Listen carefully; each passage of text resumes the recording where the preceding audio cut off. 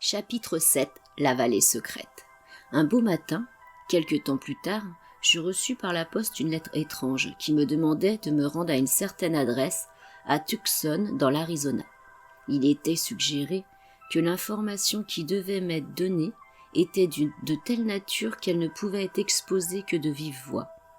Je m'interrogeais sur la manière extraordinaire dont la demande m'était parvenue, et, cependant, j'éprouvais le désir intérieur de répondre à l'appel. Quelques jours plus tard, je me rendis à l'adresse indiquée. Je sonnai, la porte s'ouvrit devant un homme d'environ 40 ans, svelte, aux cheveux gris acier et aux yeux gris, d'1,95 m environ. Je me présentai et il me salua d'une poignée de main cordiale et sincère, qui révélait manifestement une nature vraie et digne de confiance. Son regard était ferme et sans crainte. Il donnait l'impression d'avoir beaucoup d'énergie. Je ressentis à son égard une harmonie intérieure inhabituelle, et sus que cela ne pouvait signifier que le début d'une amitié profonde et merveilleuse. Lui aussi semblait avoir conscience de quelque chose d'intérieur qui nous rapprochait. Il me pria d'entrer et de prendre place. « Vous êtes venu à ma demande, commença-t-il, et je vous en suis très reconnaissant, tant ma requête a dû vous paraître étrange. Votre adresse m'a été donnée par quelqu'un dont je parlerai plus tard. Laissez-moi expliquer tout d'abord que j'ai fait quelques découvertes remarquables, auxquelles je vous demande de croire sur parole et jusqu'à ce que je puisse vous emmener avec moi et vous en prouver la vérité et la réalité. J'ai reçu le conseil de prendre contact directement avec vous comme étant la seule personne à qui je pourrais révéler ce qui me concerne. Pour commencer, je vous parlerai de choses qui sont survenues il y a plus de 20 ans. À cette époque, j'étais mariée à une femme magnifique. Je sais aujourd'hui qu'elle avait un haut degré de développement intérieur, dont je n'avais pas conscience alors. Un fils nous fut donné, que nous adorions tous les deux. Pendant 5 ans, nous connûmes un bonheur complet. Soudain, l'enfant disparut, sans avertissement ni raison apparente. Nous cherchâmes de nombreuses semaines et fîmes tout ce qui était humainement possible pour le retrouver, sans succès. Finalement, nous perdîmes tout espoir. Sa mère ne se remit jamais de ce choc et trépassa 5 mois plus tard. Au cours des derniers jours de sa vie, elle exprima le désir étrange que son corps soit conservé dans le caveau pendant 1 semaine avant d'être incinéré. Cela me sembla plutôt curieux, car jamais nous n'avions abordé ce sujet jusque-là. Cependant, je me conformai à son vœu.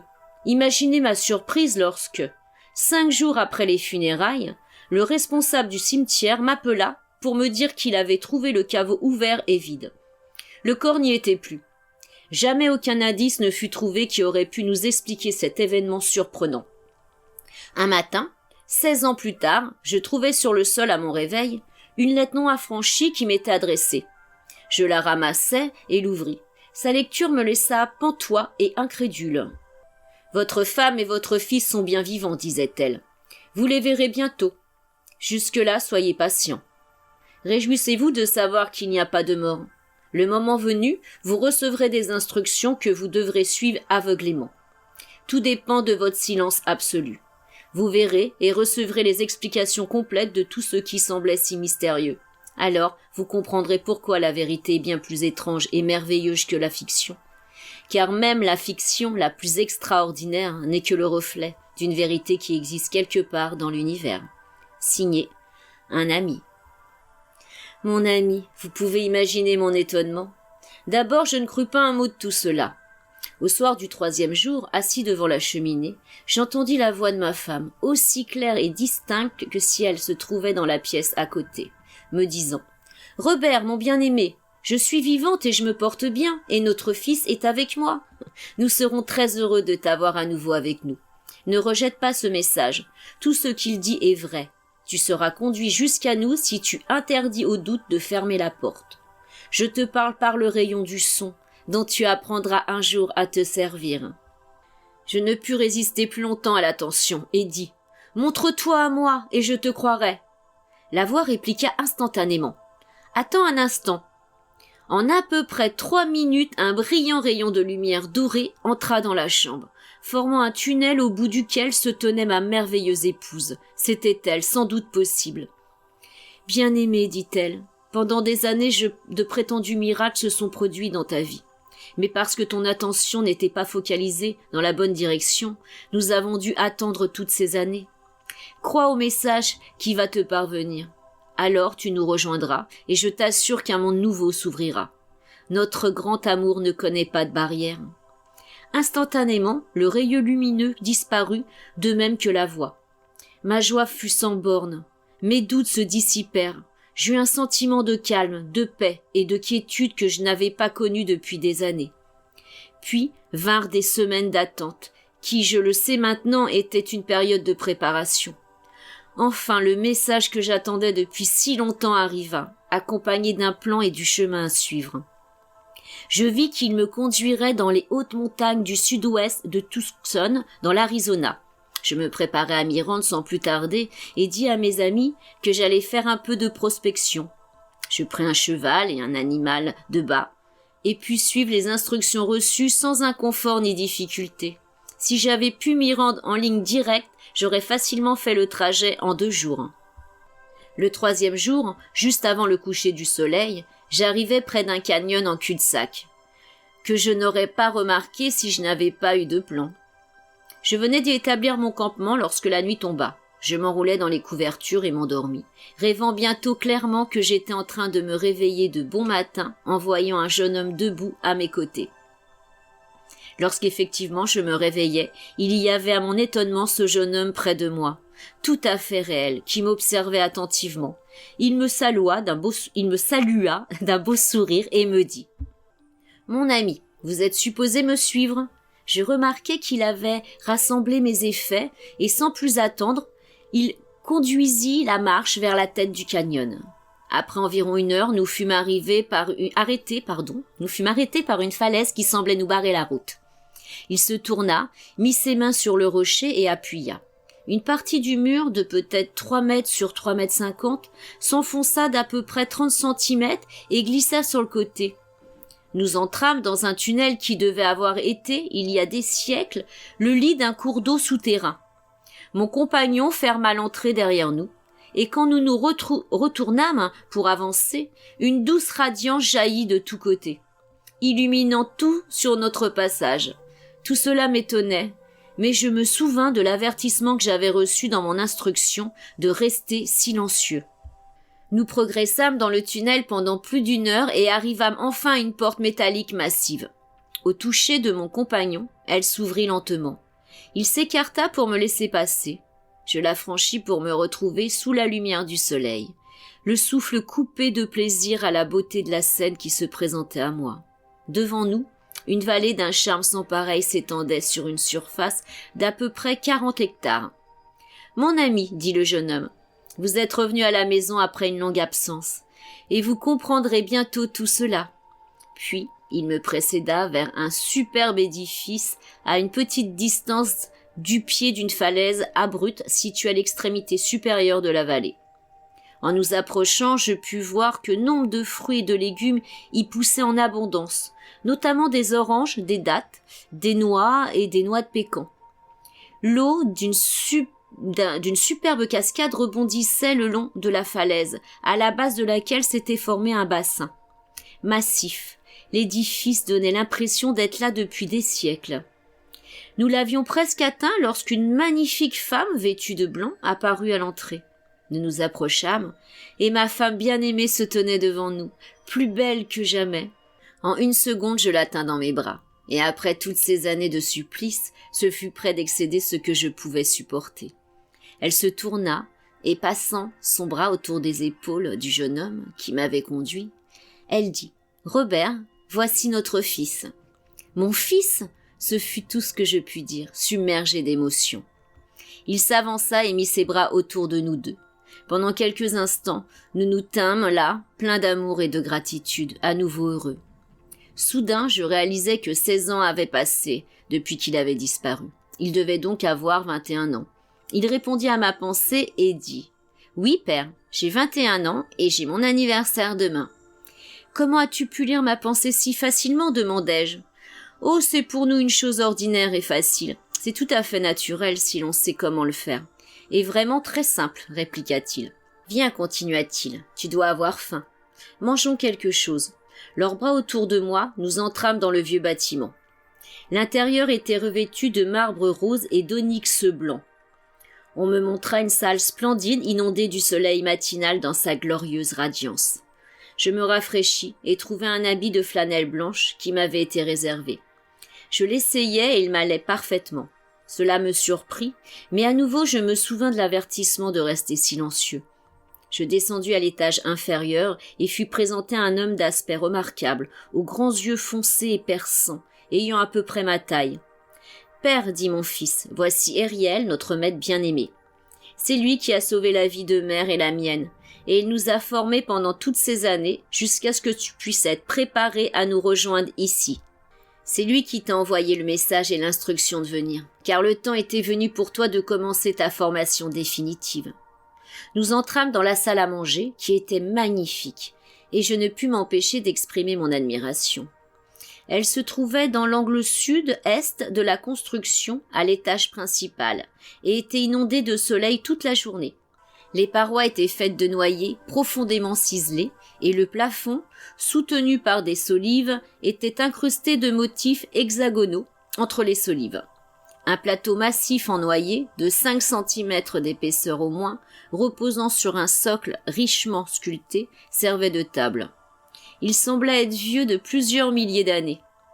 Nous prîmes place autour de la table lorsqu'un jeune homme svelte entra. Mon fils le présenta en disant « Voici notre frère Funui, que notre maître amena de Chine alors qu'il était encore enfant et que sa vie était sur le point de lui être ôtée. Descendant d'une très vieille famille chinoise, il est capable d'accomplir bien des choses merveilleuses. Il a toujours souhaité nous servir, et nous avons le privilège et le plaisir de l'appeler frère. Il a l'une des natures les plus joyeuses que j'ai jamais connues. » Au petit déjeuner, il y eut entre autres choses de succulentes fraises avec de délicieux gâteaux, aux dattes et aux noix. Nous nous rendîmes dans la salle à manger, de séjour, et le maître Ariel me dit « Au moment où votre femme bien-aimée, qui est votre rayon jumeau, aurait dû mourir, je vis l'opportunité de lui apporter une certaine assistance qui lui permettrait d'atteindre l'état ascensionné, et de cette manière d'avoir une bien plus grande liberté et une plus grande capacité de service. J'eus le grand privilège et la joie d'apporter cette assistance. J'ouvris le cercueil, la rétablis dans son action consciente et lui permis d'élever le corps. Il avait déjà atteint un haut degré d'épurement. Tant était grand son désir de lumière. C'est son intense adoration pour la lumière et son désir ardent de lumière qui rendirent possible son ascension. Je le lui expliquai le jour où vous avez cru qu'elle était morte. Vous, 3, fûtes mes enfants dans une ancienne incarnation il y a fort longtemps. Il en résulta un grand amour qui a perduré à travers les siècles. C'est l'amour profond de votre épouse qui a permis en ce temps l'assistance donnée et l'élévation accomplie. Votre fils enlevé et détenu en vue d'obtenir une rançon fut amené jusqu'à ce canyon. Les 2 auteurs du rapt commencèrent à se quereller, et l'un d'eux conçut le plan de lui ôter la vie. J'apparus devant eux et pris l'enfant. Ils furent paralysés par leur propre peur et aucun ne s'en remit. Ils moururent quelques semaines plus tard. Si quelqu'un supprime délibérément la vie d'un autre être humain, ou s'il est déterminé mentalement à le faire, il met en route la cause qui immanquablement le privera de la sienne. Désirer la mort d'autrui ou avoir ce sentiment a le même effet, car il se projette vers l'autre, puis commence son voyage de retour vers son émetteur. Très souvent, des individus laissent s'exprimer leur ressentiment contre l'injustice, accompagné du désir intense de débarrasser le monde d'un certain individu. C'est une forme subtile de la pensée de mort, et celle-ci doit revenir vers celui dont elle émane. Très nombreux sont les gens qui amènent leur propre dissolution par cette activité très subtile du soi humain, car jamais personne n'échappe à cette loi immuable. Sa réaction a de nombreuses phases, et c'est parce que l'humanité dans sa globalité se laisse aller à de tels sentiments et pensées qu'elle a fait l'expérience de la dissolution du corps, corps après corps. Le nombre d'êtres humains qui meurent de violences physiques est infinitésimale par rapport aux morts causées par ces subtiles activités de la pensée, du sentiment et de la parole prononcée. Depuis des milliers d'années, la race humaine s'extermine elle-même de cette manière subtile, parce qu'elle ne veut pas apprendre et ne respecte pas la loi de la vie. Il n'est qu'une seule loi de vie, c'est l'amour. L'individu pensant et conscient de soi, qui ne veut pas obéir ou n'obéit pas à ce décret éternel et bénéfique, ne peut pas retenir et ne retiendra pas le corps physique, car tout ce qui n'est pas amour dissout la forme. Qu'il s'agisse de pensées, de paroles, de sentiments, d'actes, intentionnels ou non, la loi s'applique sans exception. Les pensées, sentiments, paroles et actes ne sont chacun qu'une force qui agit et se déplace éternellement sur une orbite qui leur est propre. Si l'homme savait qu'il ne cesse jamais de créer, ne fût-ce qu'un instant, il réaliserait que, par la présence de Dieu en lui, il pourrait purifier ses mauvaises créations et ainsi se libérer de ses propres limitations. Il file un cocon de discorde humaine autour de lui et s'endort avec, le soir, en oubliant tout au moins pour un temps que s'il peut le faire, il peut aussi le défaire. En utilisant les ailes de son âme, qui sont adoration et détermination, il peut briser les ténèbres qu'il a lui-même créées. S'il le fait, il peut vivre à nouveau au centre de son être, dans la lumière et la liberté de son soi divin. Cependant, en ce qui concerne votre activité et celle de votre famille bien-aimée, je devrais dire, de ma famille bien-aimée, le nuage qui semblait couvert de tant de tristesse s'est retourné, révélant sa doublure glorieuse et dorée. Vous êtes arrivé maintenant dans la splendeur radieuse de la lumière, dont vous ne ressortirez jamais plus. Le plus souvent, si les êtres humains savaient les choses merveilleuses qui leur sont parfois destinées, ils empêcheraient inconsciemment la venue de ce bien supérieur. Vous avez été invités à venir ici non seulement pour retrouver vos proches bien-aimés, mais aussi pour recevoir l'instruction définitive sur l'existence et l'usage du puissant pouvoir divin qui est latent en vous. Tout sera possible pour vous lorsque vous aurez compris comment le libérer et le contrôler. Vos proches, bien-aimés, se sont servis des rayons de lumière et de son pour communiquer avec vous. La connaissance de son pouvoir vous sera donnée, et vous aussi, vous pourrez les manier, consciemment et à volonté. Ressentez-le profondément, et quand vous contrôlerez consciemment cet aspect, vous acquérerez la conscience du puissant pouvoir divin qui est prêt à se libérer à tout instant. Il est prévu que vous restiez ici pour 6 semaines d'études, et que vous retourniez ensuite dans le monde extérieur pour appliquer la compréhension que vous aurez acquise. Revenez quand vous voulez, car vous êtes maintenant l'un des nôtres. Je ne pourrai jamais exprimer en paroles ce que ces 6 semaines ont signifié pour moi. Je fus stupéfait de découvrir ma propre capacité d'utiliser et d'appliquer l'enseignement d'une telle sagesse. Rapidement, je pris confiance en moi, ce qui rendit les choses beaucoup plus faciles. Ce qui semblait si mystérieux et si inhabituel pour l'humain, je le trouvais naturel et normal avec cette présence intérieure stupéfiante. J'avais encore à réaliser que j'étais vraiment le Fils de Dieu. En ma qualité de fils de la source de tout bien, l'énergie sagesse illimitée obéissait à mes ordres conscients, et quand je la dirigeais, comme le fait un maître, elle produisait des résultats immédiats. Au fur et à mesure qu'augmentait ma confiance dans ma propre faculté d'utiliser la grande loi, leur accomplissement s'accéléra naturellement et de plus en plus.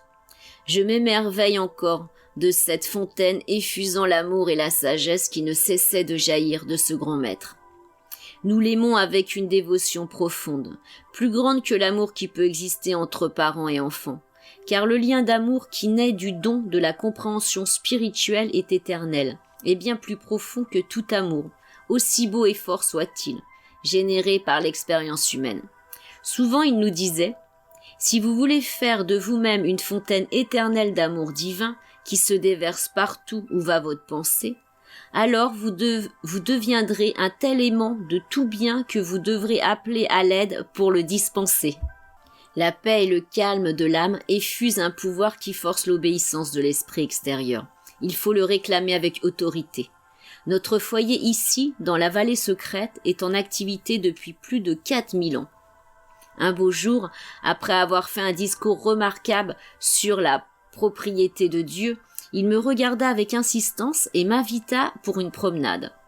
Il se dirigea vers le côté de la vallée opposé à celui par lequel nous étions entrés. Près de la paroi sud et parallèlement à elle, une crique courait d'est à ouest. Elle commençait au sol, s'élevant à 2,10 mètres environ, et s'étendait sur 600 mètres, pour redescendre ensuite au niveau du sol. En nous approchant, je vis que c'était une veine de quartz blanc. Le maître Ariel se dirigea sur l'endroit où la veine touchait le sol et donna un coup de pied à un morceau de quartz. Je vis qu'il était extrêmement riche en or. Mon amour humain pour l'or tenta de surgir en moi, mais immédiatement la présence intérieure l'en empêcha. Alors le maître dit en souriant : « Voilà qui est bien. Maintenant j'ai affaire en Europe et je dois vous quitter momentanément. » Il sourit et disparut. C'était la première fois qu'il m'avait montré la pleine maîtrise qu'il possédait et ce qu'il était capable d'accomplir de la sorte. Mon fils apparut immédiatement, à l'endroit même où se trouvait Ariel, et rit de bon cœur en voyant ma surprise. « Mère et moi-même, dit-il, pouvons prendre notre corps avec nous de la même manière. Partout où nous voulons aller. Ne sois pas surpris, c'est une loi naturelle qui ne te semble étrange et inhabituelle que parce que tu ne l'utilises pas encore.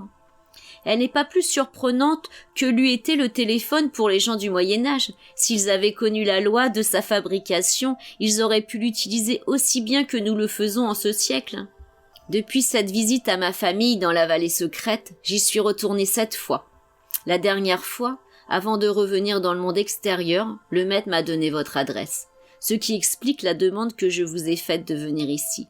Il vous invite à vous joindre à moi pour y retourner. Mon hôte réalisa soudain qu'il avait parlé pendant plusieurs heures, et il s'excusa d'avoir mis ma patience à contribution. Je lui répondis que, pour ce qui me concernait, les expériences qu'il m'avait rapportées étaient si passionnantes et qu'elles m'avaient tellement intéressée que j'en avais perdu la notion même du temps. J'acceptai sans embâche et avec reconnaissance l'invitation du maître Ariel à leur rendre visite. Un instant plus tard, un jeune homme élancé entra dans la chambre. « Permettez-moi de vous présenter mon frère Funway », déclara mon hôte. Celui-ci me dit, dans un anglais parfait, « Mon frère, au cœur de lumière, a fait un long voyage. Mon cœur bondit de joie et d'extase. Mon âme ressent votre sérénité et votre radiation. » S'adressant directement à mon hôte, il poursuivit. « Sachant que vous étiez occupé, je suis venu pour vous servir. Nous aurons grand plaisir à rompre le pain avec vous, » répondit mon ami en se tournant vers moi, et ensemble nous nous rendîmes dans la salle à manger. Notre dîner fut délicieux, et quand nous eûmes terminé, mon hôte reprit sa narration en relatant nombre d'expériences qu'il avait faites avec Ariel. Elles étaient vraiment remarquables, c'est-à-dire si on les considère du point de vue humain de notre conscience, mais vu sous l'angle de notre divinité, tout n'était et n'est que suprêmement naturel. Soudain, un rayon de lumière, ou plutôt un tube de lumière, entra dans la salle. Et par la conversation, je sus que parlait le rayon jumeau de mon hôte. Quelques instants plus tard, le rayon se tourna vers moi, et mon hôte dit « Bien-aimé, permets-moi de te présenter le frère que notre maître Ariel m'a demandé de rencontrer. » Je vis son rayon jumeau, et l'entendis aussi clairement que si elle avait été dans la pièce d'à côté. Ce mode de communication fut réellement une expérience très heureuse. Il est possible de condenser la lumière de telle manière qu'elle forme un tube par lequel peuvent se transmettre le son et la vision. Ce tube était aussi réel qu'un projecteur. Mon hôte assista pour que je m'installe dans sa maison, jusqu'au jour de notre départ pour la montagne.